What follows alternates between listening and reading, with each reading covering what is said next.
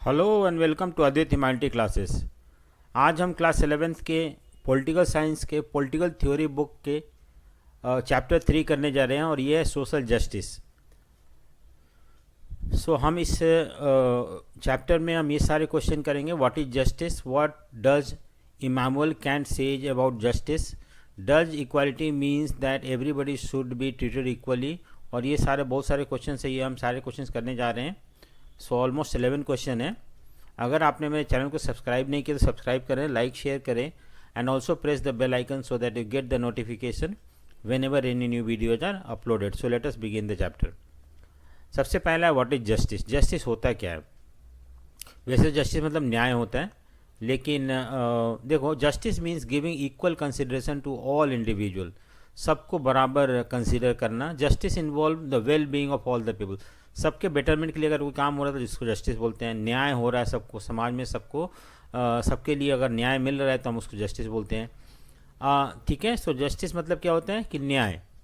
यहाँ पे न्याय मतलब होता है कि अगर एवरीबॉडी, ऑल इंडिविजुअल जो है उसको इक्वल कंसिडरेशन मिल रहा है, सबको समान अधिकार मिल रहा है, सबको समान अपना अपना बात रखने का मौका मिल रहा है, सबको समान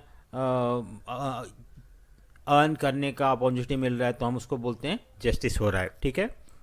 और इससे सबका बेटरमेंट, ये नहीं कि कुछ लोगों का बेटरमेंट हो रहा है बाकी लोग वैसे ही हैं, तो that can not be called a justice. So well being of everybody. Immanuel Kant एक पॉलिटिकल थिंकर था, उसने क्या सोचा जस्टिस के बारे में, उसका क्या कहना है। Immanuel Kant has argued that human being possess dignity. देखो, ये बात कर रहा है डिग्निटी की। डिग्निटी मतलब मान सम्मान, इज्जत। ठीक है। And if all person are granted dignity, they will have equal opportunity to develop their talent, pursue their chosen goal। तो अगर हर आदमी को वो डिग्निटी मिलता है, यानी कि हर आदमी को अपॉर्चुनिटी मिलता है कि वो अपना टैलेंट, स्किल जो भी है उनके अंदर, उसको और ज़्यादा बेटर कर सकें, अपने गोल को परस्यू कर सकें और जो अपने लाइफ में चाहते हैं वो कर सकें। तो यहाँ पे बेसिकली इमानुअल कैंट डिग्निटी के बारे में बात करते हैं कि हर आदमी का अपना एक मान सम्मान, इज्जत होता है और उस आदमी को वो इज्जत मिलना चाहिए। ठीक है। और अगर इज्जत मिलता है उसे, वो डिग्निटी मिलता है, तो ही विल गेट अपॉर्चुनिटी, उसे इक्वल अपॉर्चुनिटी मिलेगा, सबको इक्वल अपॉर्चुनिटी मिलेगा, जिससे कि वो अपना गोल को परस्यू कर सके, जो चाहता अपने लाइफ में करना वो कर सके। अब यहाँ पे हम एग्जांपल देना चाहते हैं कि लोअर कास्ट के लोग हैं जो इंडिया में, SC ST हो गए एंड इवन OBC, जैसे कि USA में ब्लैक लोग हो गए, ऐसे लोगों को डिस्क्रिमिनेट किया जाता है। इनको बोला जाता है कि you are not fit for, जैसे ब्रिटिश थे इंडिया में तो ये बोलते थे कि Indians are not fit for I mean jobs के लिए, और उनको लो जॉब दिया जाता था, जैसे कि जज वगैरह उनको अलाउ नहीं था बनने के लिए, या हायर पोस्ट के लिए इंडियंस फिट नहीं है। तो यहाँ पे क्या हो रहा है कि आप इंडियंस को वो डिग्निटी नहीं मिल रहा जो मिलना चाहिए और उन्हें नीचे रखा जा रहा है। So that is Immanuel Kant जो है कैन टॉक अबाउट डिग्निटी। ठीक है। नेक्स्ट है क्वेश्चन है, does equality mean that everybody should be treated equally. नहीं, ऐसा कुछ नहीं है, सबको बराबर ट्रीट करना नहीं, जिसको जो मिलना चाहिए अगर वो मिल रहा है तो हम बोलते हैं जस्टिस है। ठीक है। अगर मान लो कोई कंट्री, इंडिया ले लो, इंडिया में कोई हायर पोस्ट पे है, प्राइम मिनिस्टर है, प्रेसिडेंट है, उनको ज़्यादा इक्वल ट्रीटमेंट, मतलब उनको ज़्यादा प्रेस्टीज मिलता है, ज़्यादा उनको पोजीशन इंजॉय करते हैं, और जो लोग प्राइम मिनिस्टर प्रेसिडेंट नहीं है उनको कम मिलता है। तो इसका मतलब ये थोड़ा ना जस्टिस नहीं हो रहा है, जस्टिस हो रहा है। यानी कि जिसको जो मिलना चाहिए अगर वो मिल रहा है तो जस्टिस है। एक प्यून को जो अधिकार मिलना चाहिए, एक प्यून को जो अपॉर्चुनिटी मिलना चाहिए अगर मिल रहा है, और एक इंजीनियर को जो अपॉर्चुनिटी या जो प्रेस्टीज मिलना चाहिए वो मिल रहा है, हालांकि दोनों का जो ट्रीटमेंट है वो अलग अलग होगा, बट फिर भी ये जस्टिस है। सो इक्वालिटी का मतलब ये नहीं होता कि सबको बराबर ट्रीटमेंट मिले, ये पॉसिबल नहीं है। ठीक है। So what is the meaning of equal treatment. तो इक्वल ट्रीटमेंट मतलब होता क्या है? So equal treatment for equal, question अलग है कि जो बराबर है उनको बराबर से ट्रीट करो, जो नहीं बराबर है उनको उस तरह से ट्रीट करो। So it means that equal treatment should be provided to equal only. अब जैसे मान लो कि यहाँ पे हम देखेंगे, इसका मतलब कि जो बराबर है उनको बराबर से ट्रीट करना चाहिए। अब आपको क्या लगता है कि जो लोग, अगर फर्स्ट का बच्चा है और 10th का बच्चा है, दोनों को इक्वल ट्रीटमेंट मिलना चाहिए? नहीं, अगर रेस हो रहा है तो फर्स्ट को फर्स्ट के साथ रेस करो, और जो 10th किया 10th के साथ रेस करो। यहाँ पे दोनों को बराबर करने का कोई मतलब नहीं होता है। वही तो यहाँ बोल रहे हैं ना, इक्वल शुड बी ट्रीटेड। जो 10th में है all 10th class children should be treated equally, जो ऑल फर्स्ट क्लास के बच्चे हैं they should be treated equally, ठीक है। So this mean that there can be equality of opportunity only when people are educated. अब जैसे मान लो कि इंडिया इंडिपेंडेंट हुआ, इंडिपेंडेंस से पहले जो था, जो हायर कास्ट के लोग थे बहुत आगे थे, किस मामले में, एजुकेशन में आगे थे, इवन एजुकेशन वेल्थ में आगे थे, नॉलेज में ज़्यादा थे, और there were many people in India जो SC ST हो गए, OBC हो गए, दे वो इस लेवल पे थे। अब हम बोलते हैं कि जॉब अगर 100 जॉब क्रिएट हो रहा है एंड हम दोनों को इक्वल ट्रीटमेंट दे रहे हैं, तो ऑटोमेटिकली ये लोग तो यहाँ तक पहुँचे नहीं है कि जॉब को ग्रैब कर सकें। जो ऑलरेडी आगे हैं वो इस अपॉर्चुनिटी को ग्रैब करेंगे। तो यहाँ पे इनको दो सबको बराबर कर देना एक तरह से गलत होगा। इनको अलग से ट्रीट करो इक्वल, ये इक्वल है तो let them treated equally, and those who are not equal should not be treated equally, so they should be treated differently, ठीक है। सो यही यहाँ पे बताया हुआ है कि इक्वल ट्रीटमेंट फॉर इक्वल, जो इक्वल है उनको इक्वल ट्रीट करो। अब रेस हो रहा है तो आप जो डिसेबल हैं एज वेल एज जो नॉर्मल है उनको एक साथ ट्रीट नहीं कर सकते हो।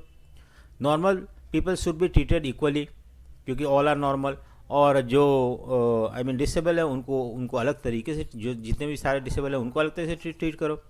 सो वही यहाँ बोल रहा है कि opportunity only when the people, सब कोई बराबर एजुकेटेड है, everybody is equally educated, equal in all respect, then they should be treated equally. अगर ऐसा नहीं है तो this should not be treated equally, ठीक है।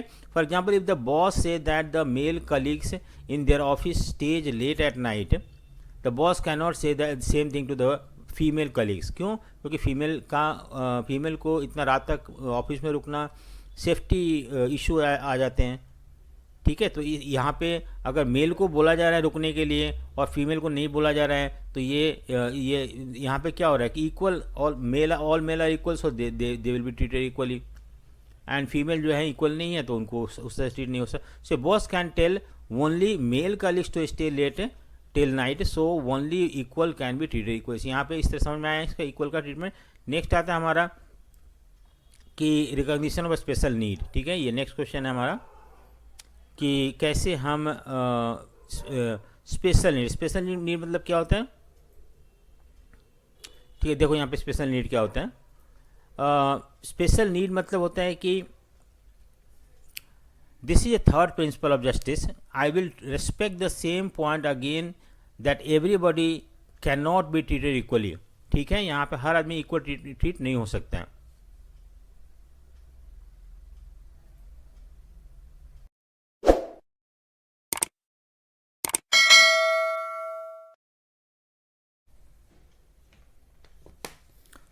So what do you mean by equal treatment for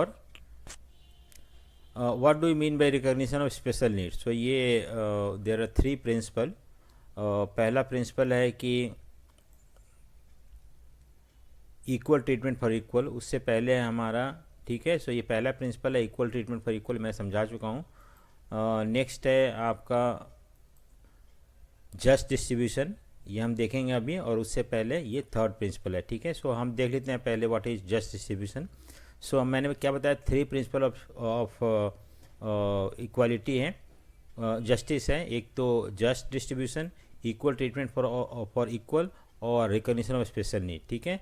so first हमने देख लिया इक्वल ट्रीटमेंट फॉर इक्वल, जो बराबर है उन्हीं को बराबर ट्रीट करना चाहिए, जो बराबर नहीं है उनको डिफरेंटली ट्रीट करना ज़रूरी है। जैसे आपको पता है कि जो लोग फिजिकली डिसेबल हैं उनको ज़्यादा समय दिया जाता है, पेपर में 4 घंटे दिया जाता है यहाँ पे, तो उनको बाकियों को जैसा ट्रीट नहीं किया जाता है। यहाँ पे क्या होता है कि जो इक्वल है उनको तो 3 घंटे मिलते हैं, बट जो लोग इक्वल नहीं है उनको अलग से ट्रीट मिलता है। So they need to be treated differently, that is next. जो सेकेंड प्रिंसिपल है ये है कि जस्ट डिस्ट्रीब्यूशन, ठीक है। जस्ट डिस्ट्रीब्यूशन क्या होता है, so society require just distribution of goods and services for maintaining law and order. क्या बोल रहा है कि अगर मैं सोसाइटी में जो रिसोर्सेस है वो प्रॉपरली डिस्ट्रीब्यूटेड नहीं किए, रिसोर्सेज मतलब गुड्स हो गया, सर्विसेज हो गया, if they are not properly distributed then that law and order maintain करना बहुत मुश्किल है। If there are deep inequality in society then it require distribution of goods and resources. For example when India was under British rule then zamindars had acquired vast swath of land. यानी कि जब India आज़ाद हुआ था, आपको पता था जमींदारी system था, British government ने 1793 में परमानेंट सेटलमेंट या जमींदारी सिस्टम लेके आए थे, और उस जमींदारी सिस्टम में जमींदारों को मालिक बना दिया गया था एंड बाकी लोग जो थे वो सिर्फ खेतों में काम करने वाले ये मजदूर रह गए थे बिना कोई ज़मीन के। तो यहाँ पे इनइक्वालिटी हो गया था। फिर हमने क्या किया, इंडिपेंडेंस के बाद हमने ऐसे लॉ लेके आया जिसमें कि जिसको हम एबोलिशन ऑफ जमींदारी सिस्टम बोलते हैं, और हमने क्या किया कि एक मिनिमम लैंड जमींदारों को छोड़ दिया और बाकी उनसे छीन के गरीबों में बांट दिया गया, और इस तरह से हमने क्या किया, जस्ट डिस्ट्रीब्यूशन लाने की कोशिश करी। सो ये एक स्टेप था towards bringing equality in the society. ठीक है, बेसिक नीड्स ऑफ, ठीक है। अब देखते हैं कि so we have read in the previous lesson that basic minimum quality of life need to be provided so that one can enjoy equality of opportunity. अगर आदमी को बेसिक फैसिलिटी नहीं मिल रहा है तो वो पिछड़ जाएंगे, वो उन्हें इक्वालिटी ऑफ अपॉर्चुनिटी नहीं मिल पाएगी। बेसिक नीड ऑफ लाइफ में क्या क्या आता है, हाउसिंग आता है, घर नरिशमेंट आता है, क्लीन ड्रिंकिंग वाटर आता है, एजुकेशन आता है, मिनिमम वेज आता है, ये सब मिलना चाहिए। अगर ये मिल रहा है then everybody those who are getting all these facility they will have opportunity to excel themselves. If everybody does not have education then open जो civil service examination है does not have any value because only highly educated people can take them. तो अब क्या है कि अगर मान लो सबको एजुकेशन नहीं मिल रहा है तो यानी कि हम अच्छे से जॉब उनके लिए पहले से ही ख़त्म कर रखे हैं, तो where is the equal opportunity. So just distribution मतलब होता है कि गुड्स एंड सर्विसेज सबको मिलना चाहिए, इतना तो मिलना चाहिए कि वो अपने आप को तैयार कर सके कॉम्पिटिटिव एग्जाम के लिए, वो अपने आप को तैयार कर सके अपने लाइफ में एक्सेल करने के लिए। So just distribution mean that resources and goods should be so distributed that everybody can enjoy minimum quality of, कम से कम तो मिनिमम क्वालिटी ऑफ लाइफ तो मिलना ही चाहिए। बेसिक मिनिमम वेज मिलना चाहिए, सेफ ड्रिंकिंग वाटर, एजुकेशन मिलना चाहिए, नरिशमेंट, हाउसिंग, ये आमतौर पर गवर्नमेंट हमें प्रोवाइड करता है आइदर विथ मिनिमम कॉस्ट या नो कॉस्ट है। If everybody does not have basic minimum resource then it should lead to inequality in the society and again there will be injustice in the society. ठीक है, सो इस तरह से अगर हम चाहते हैं कि सब आदमी को बराबर मौका मिले, हम चाहते हैं कि सोसाइटी में जस्टिस हो, न्याय मिले सबको, तो उस सिचुएशन में हमें जस्ट डिस्ट्रीब्यूशन ऑफ रिसोर्सेज होना ज़रूरी है। ठीक है, उसके बाद है फर्स्ट, मैंने आपको ऑलरेडी बता चुका हूँ, फर्स्ट था ये कि इक्वल ट्रीटमेंट फॉर इक्वल। ठीक है, और थर्ड जो है रिकॉग्निशन ऑफ स्पेशल नीड, जो मैंने अभी इसमें जब बता रहा था इक्वल ट्रीटमेंट फॉर इक्वल में, उस समय मैंने आपको समझाया था कि हमें ये रिकॉग्नाइज करना पड़ेगा हर आदमी बराबर नहीं होता है, और इसकी वजह से जो लोग बराबर नहीं है उनको आगे लाने के लिए गवर्नमेंट को पॉजिटिव स्टेप लेना जरूरी है। So this is third principle of justice. I will repeat the same point again. Everybody cannot be treated equally. मैंने बताया पहले भी. There are people with special need. For example, handicap. These people have disabilities and cannot be compared with the able people. So state need to help them and provide them facilities. So they can come equal to the able. जैसे कि वो बराबर, जैसे कि मैंने बताया ना कि बाकी लोगों को 3 घंटे मिलता है और इनको कम से कम 4 आवर मिलता है पेपर देने के लिए, तो ये क्या है, उनको बराबर लाने की कोशिश करेगा ये। दूसरा एग्जांपल है, we need to recognize that if women work at night then security issue arises and we need to take a note of that and rather than comparing them with the male colleague. तो यहाँ पे भी हम equality नहीं ला सकते, क्योंकि हमें पता है कि वीमेन जो है they are not as per the security concern they are not same as that of male. Similarly if a person lack good education we cannot compare him with the government educated students. For that government has to provide reservation and इसलिए हमारे पास SC ST OBC को reservation दिया जाता है, जिससे कि वो बाकी लोगों के बराबर नहीं है, तो उनको बराबर लाने के लिए उनको extra effort, extra facility, opportunity दिया जाता है। Physically disable, lack of education, health care are some of the factor which considered ground. तो ऐसे ऐसे ग्राउंड पे हम लोगों को स्पेशल ट्रीटमेंट दे सकते हैं। ठीक है, तो समझ में आया स्पेशल ट्रीटमेंट का, ये थर्ड प्रिंसिपल था। मैंने आपको ऑलरेडी जस्ट डिस्ट्रीब्यूशन समझा चुका हूँ कि जो गुड्स हैं, सर्विसेज हैं, must be distributed properly so that everybody should have at least minimum standard of living. अगर नहीं है तो फिर वो आगे बढ़ने का उसका रास्ता हमेशा के लिए बंद हो जा रहा है। ठीक है, नेक्स्ट है व्हाट इज जस्ट डिस्ट्रीब्यूशन, मैंने समझा चुका हूँ। बेसिक नीड क्या होता है, हाउसिंग, नरिशमेंट हो गया, clean drinking water, education, minimum wages, ये सारे आते हैं। ठीक है, ये हो गया। व्हाट इज रॉस थ्योरी, बहुत इंपॉर्टेंट क्वेश्चन है और आता भी है। ठीक है, हमेशा आता है, इंपॉर्टेंट क्वेश्चन है, ये जरूर आपको करना है। रॉल्स थ्योरी ऑफ जस्टिस, तो हमने देखा बहुत सारा जस्टिस क्या होता है, अलग अलग एस्पेक्ट ऑफ जस्टिस देखा हमने। अब देखते हैं रॉल्स का क्या। रॉल्स, एक जॉन रॉल्स जो था एक बहुत बड़ा पॉलिटिकल थिंकर था, इसने जस्टिस के ऊपर अपना थ्योरी डेवलप किया है। John Rawls an important political thinker has given a theory of justice to achieve the just state. एक ऐसा स्टेट जिसमें कि सबको बराबर जस्टिस हो, ऐसा स्टेट जहाँ पे जस्टिस हो, उसके बारे में बात करता है। He put all individual behind the veil of ignorance. देखो वो बोलते हैं कि सोसाइटी में इक्वल नहीं है सब कुछ, कुछ लोगों पास ज़्यादा है, कुछ लोगों पास कम है रिसोर्सेज, तो हम इस रिसोर्सेज को कैसे बांटें जिससे कि सबको बराबर मिले। तो ये क्या करते हैं, एक वेल ऑफ इग्नोरेंस की बात करते हैं। वेल ऑफ इग्नोरेंस मतलब सब, देखो veil of ignorance means that individual are put in the position where they do not know what is their status, wealth, class, ability, talent. तो एक ऐसा इंडिविजुअल, ठीक है, जिसको ये पता नहीं है कि उसका क्या क्लास है, स्टेटस क्या है, उसका एजुकेशन कितना है, उसका किस सोसाइटी से बिलोंग करता है। So he does not know anything and that is called, उसके सामने एक पट्टी बंधा हुआ है और he and he has forgotten everything that which caste, which ability, wealth, status, ये कुछ भी नहीं पता है। So these individual will choose privilege which will affect them once they come out of the veil of. और ये बोल रहा है कि अगर मान लो जो भी चूज करेंगे ना इन लोग, इन्हें बाद में इफेक्ट होगा। जैसे मान लो कि अगर मान लो मैं बोलता हूँ एक मैम अगर किसी क्लास में एक बच्चे को देती है कोई कि ये चॉकलेट है, इसे बांट दो सारे बच्चों में, ठीक है।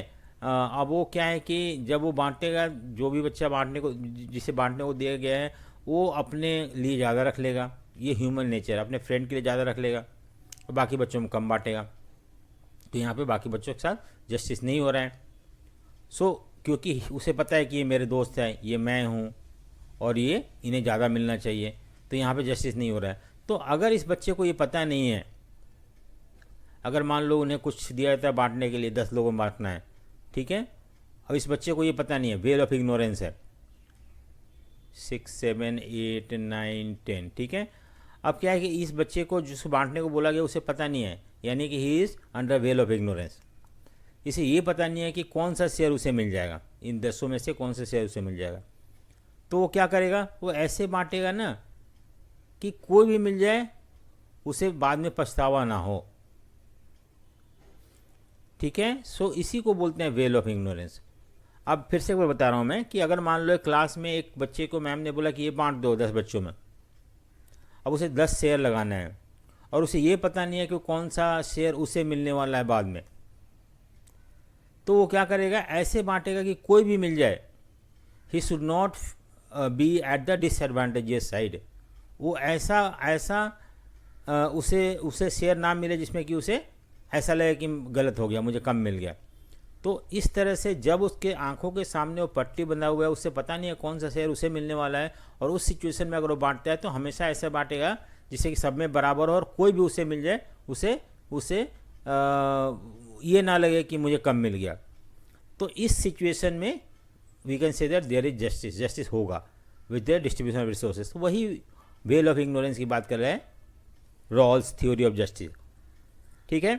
Rawls said that these individuals are rational and will choose privilege which will help them in developing their future fuller personality. So they will first choose liberty, because if the individual has liberty then he or she will be able to achieve anything by his or her hard work. देखो अगर मान लो पहला क्या है इसका, पहला जो step बोल रहा है कि लोग जो होते हैं रैशनल होते हैं।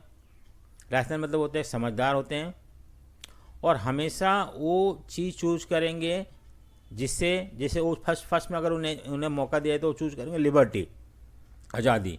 अगर वो आज़ाद हैं, फ्री हैं, तो वो अपना हार्ड वर्क से, मेहनत से अपने आप को बेटर कर पाएंगे। सेकंड क्या चूज करें, they will want equality of opportunity. वो बोलेंगे कि सबको बराबर मौका मिलना चाहिए। अगर बराबर मौका मिलता है, इसमें individual should get equal opportunity, they should not be discriminated on the basis of caste. उन्हें किसी भी तरह का भेदभाव नहीं होना चाहिए, चाहे तो कास्ट के बेसिस पे, रीजन, जेंडर, इन सब के बेसिस पे, रिलीजन के बेसिस पे कोई भेदभाव नहीं होना चाहिए। So that is equal opportunity should be given to everybody. Third क्या है कि they will demand the different principle. It mean that if any individual after veil of ignorance come out is a disable और unfortunate, then society should help that least advantages. मान लो कि सब कुछ बराबर बांटने के बाद भी ऐसा कुछ लोग होते हैं जो कि अभी भी उनको वो डिसेबल हैं या अनफॉर्चुनेट है कि उन्हें पूरा नहीं मिला। अभी भी ऐसा कुछ मान लो कि ज़मीन बांटा गया लेकिन कुछ लोगों को ऐसा ज़मीन मिला जो कि अच्छा प्रोडक्टिव नहीं था, ठीक है। सो उस सिचुएशन में क्या हो गया, क्योंकि जो बांटने वालों को पता नहीं था क्या हो रहा है क्या नहीं हो रहा है, हो सकता है ऐसे लोगों में बढ़ जाए जो कि जो जिससे उतना ज़्यादा फ़ायदा ना हो। तो उस सिचुएशन में ऐसे ग्रुप को, ऐसे कम्युनिटी को, ऐसे इंडिविजुअल को हमें ये क्या बोलते हैं कि it mean that come out of the disable, they should help, society should help the list, ऐसे लोगों को सोसाइटी हेल्प करना चाहिए। सोसाइटी मतलब स्टेट हेल्प करना चाहिए। Rawls theory of justice where rationality rather than moral thinking can lead us to have a fair and just society. तो ये बोल रहा है कि मोरल थिंकिंग नहीं, रैशनलिटी तो अगर हम प्रॉपर तरीका डेवलप करते हैं और उसके बेसिस पे, साइंटिफिक बेसिस पे अगर हम रिसोर्सेज को बांटते हैं, then there will be a just society, then we can achieve a justice in the society. So ये है रॉस थ्योरी, ठीक है। सो रॉस थ्योरी जरूर करना है, आता है वैसे तो ये। नेक्स्ट है what is veil of ignorance, मैंने अभी समझाया वेल ऑफ इग्नोरेंस क्या होता है। What are the 3 principle of John Rawls theory. एक तो लिबर्टी, सबसे पहले आदमी लिबर्टी चूज करता है। अगर फ्री है तो अपने टैलेंट स्किल को डेवलप करके, हार्ड वर्क करके आगे बढ़ सकता है। सबको बराबर मौका मिलना चाहिए, इक्वलिटी ऑफ अपॉर्चुनिटी। अगर नहीं मिल रहा है तो फिर जिसको नहीं मिल रहा है वो सप्रेस हो रहा है, उसे आगे बढ़ने का मौका नहीं मिल रहा है। और डिफरेंट प्रिंसिपल मतलब होता है कि जो अगर मान लो कि वेल ऑफ इग्नोरेंस के बाद भी अगर सोसाइटी में रिसोर्स डिस्ट्रीब्यूट हो गया, होने के बाद भी कुछ लोग अगर डिसएडवांटेज सेक्शन में हैं तो उन्हें सोसाइटी मदद करना चाहिए आगे बढ़ने के लिए। यही कारण है कि हम गवर्नमेंट जो है पॉजिटिव एक्शन लेता है, एफर्मेटिव एक्शन लेता है SC ST को या बाकी लोगों को आगे लाने के लिए, क्योंकि वो they do not have equal access to resources and that is the reason, ठीक है। नेक्स्ट है हमारा व्हाट इज़ फ्री मार्केट। देखो ये कैपिटलिस्ट सिस्टम है कि हम जस्टिस कैसे कर सकते हैं, एक ये तरीका है, रॉल्स का तरीका था। दूसरा जो था फ्री मार्केट मतलब कैपिटलिस्ट सिस्टम, ठीक है।